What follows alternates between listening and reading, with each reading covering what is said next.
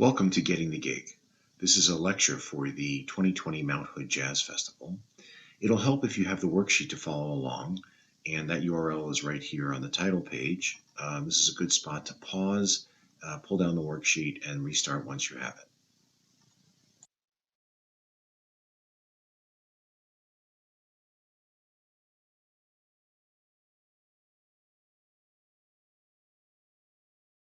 My name is AndyTaylor, and I have some unique experiences that I'd like to share with you today that help inform this Getting the Gig talk.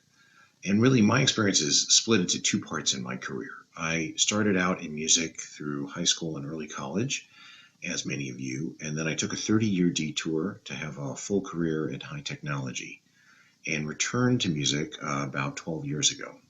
And what I've found since returning is that one of the things that's most useful is applying my business skills to be successful in my music business.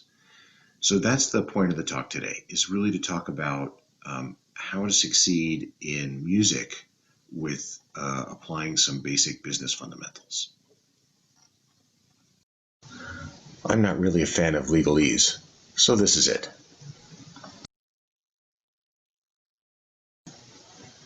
This talk is mostly intended for band leaders or bands that are starting out on their journey.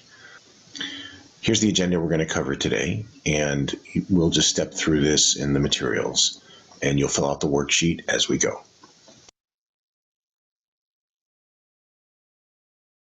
One of the things that's been helpful for me as I try to figure out how to get gigs for my groups is to think a little bit from the perspective of the booking agent. What kind of group are they trying to bring into their venue, and what kind of experience are they trying to offer to their customers? So I call this, Why Would You Hire You? And it starts with the name. The name of the group is somewhat important. It helps the booking agent make a connection with who you are and what kind of music you offer. And for some people, you might think the name isn't that much of a big deal, but the cartoon here gets me to combine both of my careers. So a gigabyte is 1,024 megabytes, and this is the 1,023 megabyte band. Okay. So names matter, and decide what you want to convey in your name. Be findable. So this is great advice I got at a workshop some years ago. You don't know who's going to come looking for you or when or how they'll be referred. So make sure your URL is easy to find on the internet, that you have a presence on social media that reinforces your mission and your identity as a band, and that you have some of the basics covered. And we'll talk a little bit about business cards later, but things like an e-press kit, which allows people to get video samples, audio samples, a PDF handout or a flyer. They can just go online and pull it down. You want to make it as easy as possible. You also want to spend a little time thinking about the kind of audience you want to entertain so that the booking agent can match your goals with their goals. Will your music be family friendly? Is there a specific kind of venue you're looking for? Is it a bar scene? Is it a concert hall? Is your music tailored to aficionados? Are you doing serious jazz and improv? Or are you doing pop tunes or marches? And is there anything generation specific about the kinds of music your group plays? Are you willing to travel and tour, or are you only looking for venues in your immediate area? All of these things will help you make a good impression with the booking agent. Also, you want to think about what's unique about your group. There are many music groups available today for booking agents to book. Why would they pick yours? Is there something special? Is the music custom or original that you've written or arranged? Is there something unusual about the instrumentation or the audience participation? Do you combine different styles or ways of delivering music throughout the presentation? So what's unique for your performance? And then for you and your group, you want to have a plan, because if you have a plan, you'll speak intelligently about it. It'll just inform everything you say to the booking agent. So what is the mission or vision that you have for your group? How do you do your personal marketing? A lot of venues will have their own marketing plan, but they'll want you to pull in an audience of people who know your group well. So how do you market to your followers? and how do you communicate with them and stay in touch?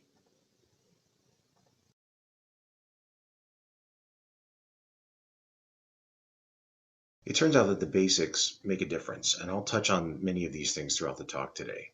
The little things matter. So, for those of you that think business cards are old fashioned, they are, and they also get you gigs.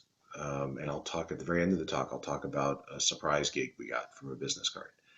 Um, so, it's worth it to put a little time and a little money in up front so that you can pass them out. It turns out they have a life of their own and they will get passed around from person to person long after you've dispatched them. And they only work in your favor. So it's a good thing. You want to use the basic tools to help you stay on point and be, on time. So things like a calendar. You want to think about the first impression you're making. Do you have a logo for your group? Are you going to put it on shirts? Do you want to dress everyone in a uniform, or do you want to have a relaxed approach to the band's presentation? But think about the first impressions you want to make, and then the simplest things about being professional make a huge difference to the venue. Arrive early. The venue is probably trying to hit a certain mark for when the music starts and when they're going to end the music, and they've advertised that to their constituents. Um, you want to be polite with them, even if they're casual with you, and clean up when you're done. Help them out. They have a lot of balls they're juggling, and you can make it easy to have your group in to perform.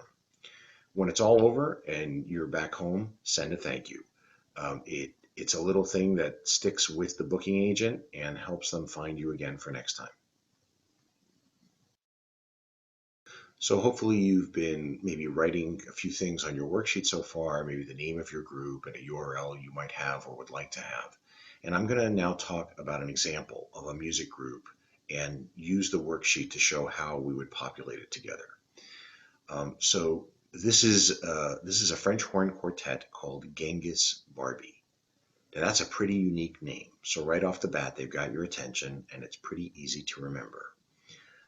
If you had to imagine French horn quartets with no visual, what kind of music do you think they would play? If you look at this visual, what kind of music do you think they play now? So they have an unusual vision for the group. They are a top 40 cover band, and their unique offering, aside from being an all-female group, is that they sing a cappella and it's mixed in throughout the performance.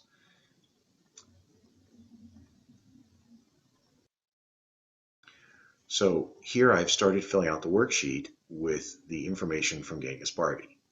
So you see that under the mission and vision, that they have that top 40 tunes and they like to have technically challenging music. Actually, I should have also added that they like to tour and they are an international performance group, and that's part of the vision they have for their group. Under unique entertainment value, they're an all-girl ensemble. They do a cappella singing, and they have a very relaxed performance experience. They interact with the audience. They have some group goals around having fun and selling merchandise.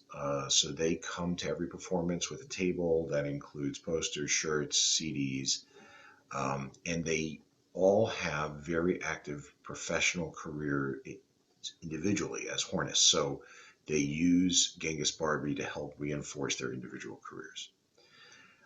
Their target audience, well, the audience is often seated for their performances, and inevitably draws a ton of local brass lovers, but they have a crossover appeal to anybody that likes top 40, and so they can go all ages. So these are some of the things that you might think about as you're filling out the worksheet for your group. When you're thinking about finding gigs for your band, it's important to understand some of the macro trends that are affecting the hiring environment that you're going to be performing in. So if we look at what's been happening in Portland over the last 5 to 10 years, these are some of the big shifts. Portland jazz clubs have been going out of business, unfortunately. And these were sort of the longtime traditional clubs that could take a big band. So they had a lot of stage space and many tables. There have been a few openings to replace some of those clubs, but the stages were much smaller. So you see a shift from sort of this large format venue to a much smaller format venue that maybe most could take as a quartet or a quintet. If we look outside of the jazz arena, we look at classical music audiences, the traditional music audience is aging. If you go to a performance of the Oregon Symphony, the average age is quite senior. Um, but if you look at that last bullet, movie and video game music audiences are growing. So as composers are writing orchestral music for these kinds of formats, orchestras start to perform them. And when the Oregon Symphony performs the video soundtracks concert, it's sold out to a much younger demographic. So it's helpful to understand what shifts are happening and where the music audiences are going to hear their favorite music. That next to last bullet is about in-home performances. We're going to talk a lot more about that, but that's an area of music performance that's growing in the Portland area and, in fact, around the country. So if you've been stuck thinking about venues, you might want to start thinking about something very different, like an in-home performance. This will vary by genre. So it's possible that you play a specific style of music and the trends in your genre are different. So there are lots of places you can go and people you can talk to, even in your own network, your friends, your fellow musicians, former music professors who can help you understand these shifts. Let's talk a little about Rose City Trombones. I co-founded this group back in 2009 with John Anstead. We had a clear idea about our vision for the group, and we've had some really wonderful performance experiences that went far beyond anything we imagined. So our vision was to tie our identity of Rose City Trombones to Portland and the Pacific Northwest.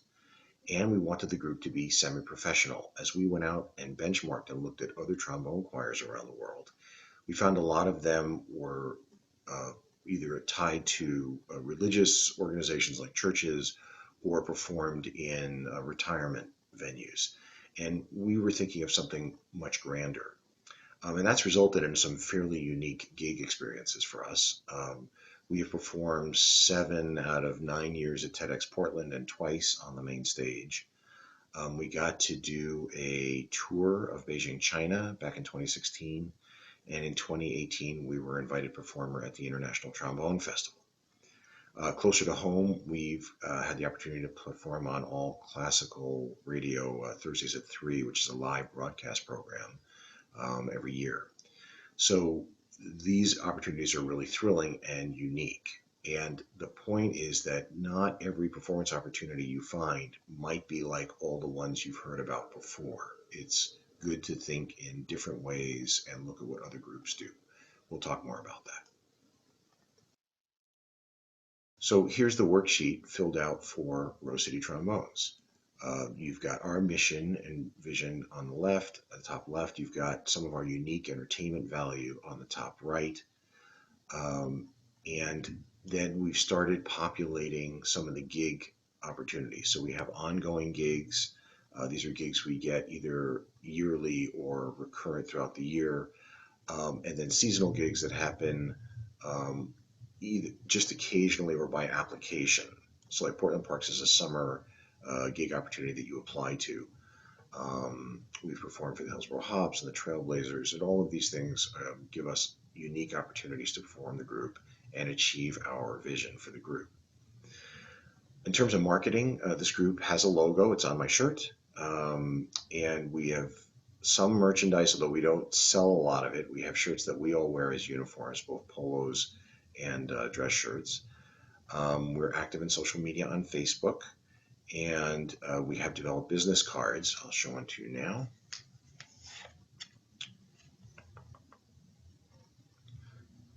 And it's just a tag that allows a booking agent to follow up with us. So we bring them to any event that we're performing at, and most of us carry them around in case anyone casually mentions that they'd like to hire a trombone choir.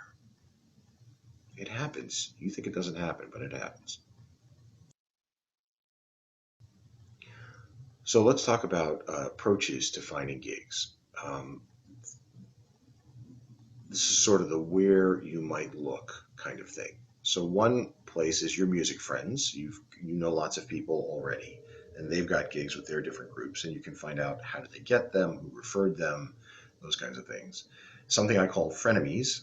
Frenemies are groups just like yours that are already active and performing in the space. You can go look at their websites or their social media posts and get an idea of the kinds of venues that hire that kind of music. We talked about trends earlier. There's the philosophy that every gig leads to something. So we're going to talk a little bit about do you take non-paying gigs? I'll come back to that in a minute. But the one aspect to think of there is if it's an opportunity that could lead to a future gig or give you exposure to an audience that actually hires groups like yours, then you might consider a non-paying gig because every gig leads to something. And you want to get in the habit of saying yes. People are going to offer you gigs that are at the edges of your boundaries or your mission. Um, but if it's even close, take it on as a challenge. You'll grow and you'll discover something new about the music group in the process. Some of the traditional approaches to gigs is one is host your own show. There you bear all the burden of cost. You have to find a venue, rent it, you do all your own marketing and promotion. You have to bring in your own ticket sales help and ushers and all of that, whatever you're going to need. So it can be fairly expensive, but if there's a good venue for that kind of thing in your area, you might consider it. For Rose City Trombones, we've actively thought about plugging into existing series where the audience is built in because of the series. Public libraries is an example. They often have music series in the Portland area, and when you show up, the general public is used to coming to the music performance, so you've got your audience. And the last approach is ask forgiveness. There are some areas that are gray, and maybe you don't know if it's okay to just go perform in a public park or to busk in a downtown corner. And you could spend a lot of time looking for permission, or you might try it, and if you find out about rules later, ask forgiveness. Whatever approach makes the best sense for you. I'm not encouraging anyone to break any laws. Under the FAQs, I've got a couple of things. There are, today you'll find a lot of online gig finder services that will match your band. They claim to match your band to prospective customers for a fee that you pay, the band pays. I've had no success with gig finder services. When in the bands that I know that have been listed there, while they occasionally get contacted that they've been matched, they've never been hired. And so for sure, the gig finder service makes money, but the band seems at best hit or miss. You're not in control of the matching process. And this last item, should you take gigs for exposure? So if you know that the audience in the exposure opportunity is the kind of audience you're looking for, then it might make sense. Rose City Trombones performs on the radio at a live performance of Thursdays at 3. And the audience for all classical is very much the kind of audience we're trying to reach. We have a similar experience when we perform for the Organ Symphony Prelude series. In those cases, gigs for exposure can be wonderful connections. Just be careful that you don't wind up standing out on a pier without your sunscreen. So this is the slide you came to this talk for. This has got the list of pretty much every opportunity from almost every music group I've been associated with for the last 12 years. Some of them are traditional and you'd have thought of them, and some of them aren't. And they're here to stoke your imagination for you to maybe try to plug into one of these series if it fits the identity of your band. The other thing I want to point out is that there's a bolded category in the top right column, and those are social concert services. So they're services that people opt into for in-home performances. And when I said this was growing in Portland, this is sort of what I'm talking about. And these are good places to connect to if you have the style of music that matches this theme. And each one of these has a different music style. So group music is classical, concerts in your home is classical and folk, Loose Wig Jazz is a jazz series, Folk Alliance International does jazz and folk. So There are all different styles of music, and you want to find the right match. This is probably a good place to hit pause and jot some of these things down on the worksheet that you think might be interesting for your group. And if it sparks an idea of something I don't have on the list, I'd love to hear about it. The easiest gig to get is the one you've already had. You want to get the call back after you've had a gig. So how do you get and keep a gig? So earlier I touched a little bit about being professional. Um, First impressions matter. So how you greet them, how you look when you arrive, how you interact with their customers and their support staff. The easiest way to lose a repeat gig is behavior. It's just bad behavior. We got a little too casual, a little too soon. Also, keep in mind that the definition in business of ethics is what you're doing when no one is looking. And these days, there's almost always a camera or someone around. So you want to think about those ethics and have that ethical behavior all the time. In terms of repeat gigs, there are gigs you take when you're starting out that may change and their appeal for you as your career, your band's career grows. And it's fine to talk about the booking agent about that. If you think you're outgrowing that venue or that style or whatever it is, let them know. They might have other opportunities that they can match make with you. And number 8, I have make adjustments. So booking agents love it if you help them deliver whatever their goal is. Maybe they're having a theme, it's Mardi Gras, or there's specific songs or styles that they're going for around Valentine's Day. You can help reinforce that theme with them. And you can ask if there's any preferred songs. Maybe you have it in your book, or maybe it's easy to acquire. So that's an easy way to have a happy customer. Also, don't be afraid to ask for feedback. Um, it's a little awkward at first, but if they are willing to have that discussion with you, you'll get better and they'll enjoy that long-term relationship. Number 9 is a big deal. If you're in this to earn money, you want to know in advance how you're getting paid. So that should be part of any contract you write. Is it going to be cash? Is it check? If it's checks, is it per performer or just for the band? If it's for the band, do you have a business checking account? Um, are you going to use online checking, online banking? Is there a tip jar? All of those things. You want to work that out in advance. That should never be part of the performance day. So that helps the venue know you know what you're doing. And then if you are planning to do any self-promotion or sell merchandise in advance, you want to talk to the venue and make sure that they're okay with it. Usually they will support you. They'll set up a table or tell you the time when it's best to do that.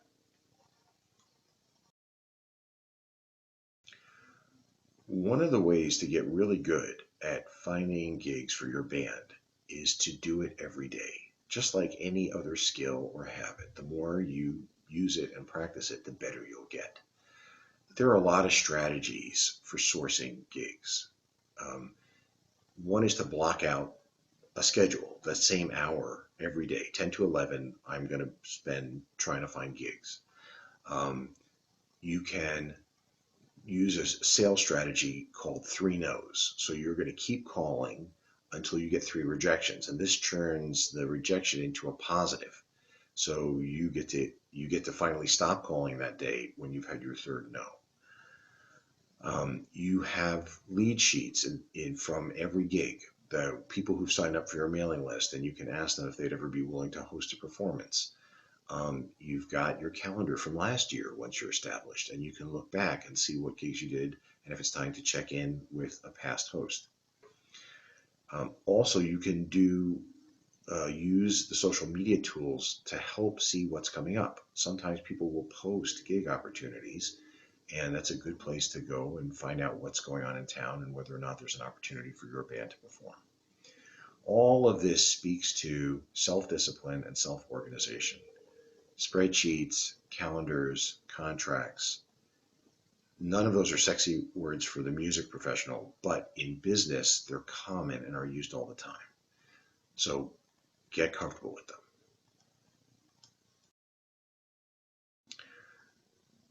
We all got into music because of the joy of performing and entertaining. Making music is a special thing. But performing is an art, music is a business. And if your goal is to have a financial result, there's a very simple formula here. And if you excel only at one side of the formula and strike out on the other side, the result is going to be pretty clear. This is a screen grab from a fun movie, The Incredibles 2. Math is math. Numbers don't lie. We're getting close to the end of the talk. Hopefully your worksheet has got a bunch of ideas for you now. And I'd be remiss if I didn't talk a little bit about pandemics. This is an unusual year for all of us. I'm at home recording this talk. That was going to be a workshop we were going to deliver in person. And it seems like pandemics totally changed the music environment. But really, disruptions are common in business, and music is a business. So it's probably not the end of everything we knew before. But in business, when you have this kind of disruptive influence, a common phrase is called an inflection. And there's ways to win when inflections occur. Inflections create new opportunities that you might not have previously considered. So you want to look for those, and first to market wins. Whenever there's a new business, whoever can sort of harness it first tends to capture most of the market opportunities. So in this case, go ahead and master the new technologies. While it might be normal human behavior to sort of hunker down and, be a little depressed, you want to be bold and ride the wave. Do you know everything you can about video conference apps? Have you tried live streaming a performance? Maybe it's just you solo or you duet with yourself. Um, are you adept at online fundraising? Make sure there's a link on your website that allows people to contribute to you in a downturn. Right? People generally want to see the arts return. The picture here is the first gig that Rose City Trombones got during the pandemic in mid-April, in a venue and in an area, in a format we never expected. So they found a business card of ours. We never delivered one to them. They said they came across our business card and they wanted to hire a duet. Now, we've never performed in a group smaller than a quartet, and usually we put 8 to 12 on stage. But it was a great opportunity to get back to performing. And this senior living center has a theater and a normal music series. So by bringing two of us out and doing duets for an afternoon, we made a connection and created a relationship. And the goal is in the future, when things get back to normal, then maybe we'll be able to bring the bigger group back out. You never know what that opportunity is going to be, where it's going to pop up. We don't generally perform outside and we don't generally do duets, but we said yes so we could get started and create a new connection.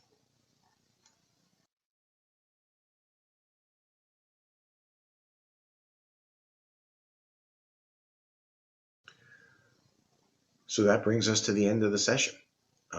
This is just a reminder of what we covered today.